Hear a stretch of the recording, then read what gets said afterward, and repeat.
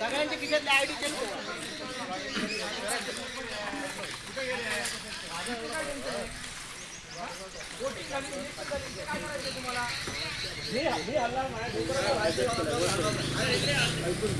आम्ही सगळे इथले जे आहेत गावातले मुलं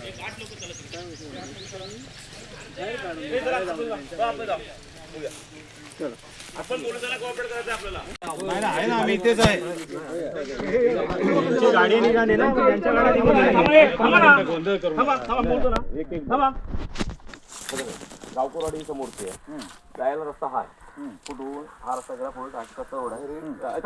एक मिनिट, तिथे 7-8 माणसं मुलं आहेत. ओके, वरती जाणारी गावकोर एडेवाडी म्हणून आहे, तिकडचे 10 लोक आहेत. हे सर्व हे वर. आता माझा तिकडे माणसं उभी आहे. कुठे? तिकडे संजना सावंत तिकडे उभी आहे.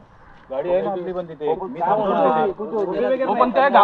थांबा मी बोलतो सगळं. आता समजा माझी माणसं गेली आणि काय बरोबर झालं, काय झालं, धक्काबुक्की झाली, बाईकवरून पडला, काय झालं ते धक्काबुक्की होऊन जाऊ होता. मला कोण झालं आम्ही त्यासाठीच आहे ना. ते कुठे तुम्ही असं कसं म्हणता, तुम्ही आम्ही कशासाठी आहे इथे? एक मिनिट दादा, एक मिनिट.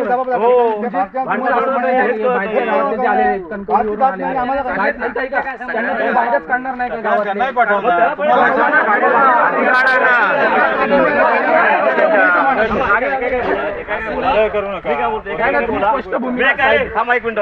बोला बघा, आम्हाला पोलिसांना कॉपरेट करायचं आहे. पहिली भूमिका आमची आहे. आम्ही शांतपणे तुम्हाला तसंच आम्ही 2:30 वाजल्यापासून इथे तपासणी चालू आहे. 2:30 वाजल्यापासून मी उमेदवार आहे, बरोबर आहे. मी तुमच्याकडे ऍफिडेव्हिट करून 3 दिवस झाले, मला प्रोटेक्शन मिळालं नाही. मला माझ्या मतदारसंघामध्ये फिरायला भीती वाटते. याचा अर्थ कुठेतरी तुमच्याकडे काही मला कमी पडतंय. कॉल आला, मला मदत मिळाली. काय मदत मिळून काय पाहिजे? मला प्रोटेक्शन मागते, मला फिरायला. थांबा एक मिनिट, आता मला बोलू दे. मी उमेदवार आहे ना, मला कुठेही बुजवायला मिळालं नाही. म्हणजे माझं इलेक्शन आहे आणि समोरचा हायजॅक करतो इलेक्शन, हे चुकीचं आहे ना. मी काय आम्ही इलेक्ट होत नाही तर तसं नाही ना.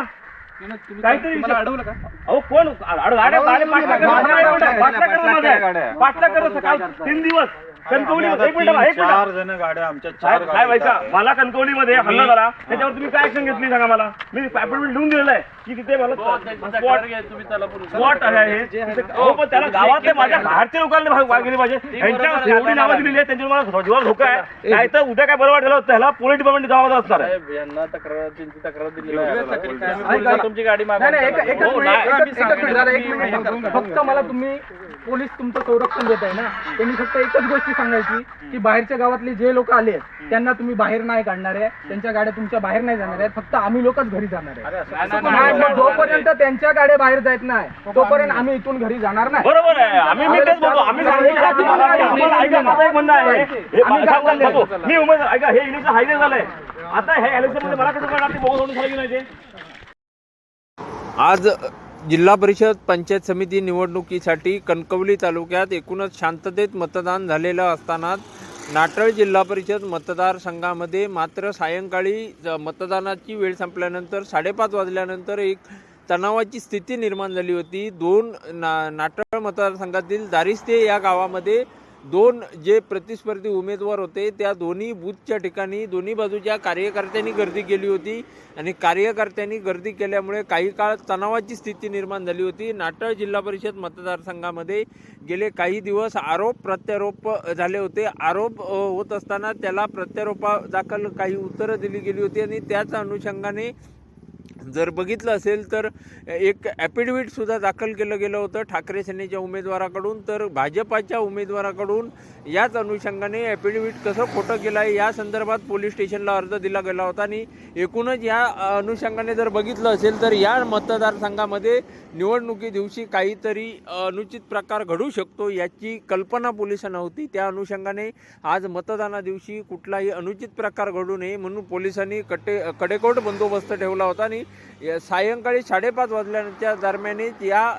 एकूणच दिवसभरात ज्या काही घडामोडी घडलेल्या या घडामोडीच्या अनुषंगाने सायंकाळच्या सुमारास पोलिसांनी घटनास्थळी दारिस्ते गावात धाव घेतल्यानंतर या ठिकाणी दोन्ही बाजूचे कार्यकर्ते आपल्या बूथवर मतदानानंतरही गर्दी करून होते आणि त्याच अनुषंगाने पोलिसांनी वारंवार विनंती करूनही दोन्ही बाजूचे कार्यकर्ते जात नसल्यामुळे कुठेतरी तणावाची स्थिती निर्माण झालेली. परंतु पोलीस निरीक्षक तेजस नलवडे यांच्यासहित पोलीस पथकातील प्रमुख पोलीस अधिकारी असतील, पोलीस कर्मचारी असतील यांनी घटनास्थळी तातडीने धाव घेतली.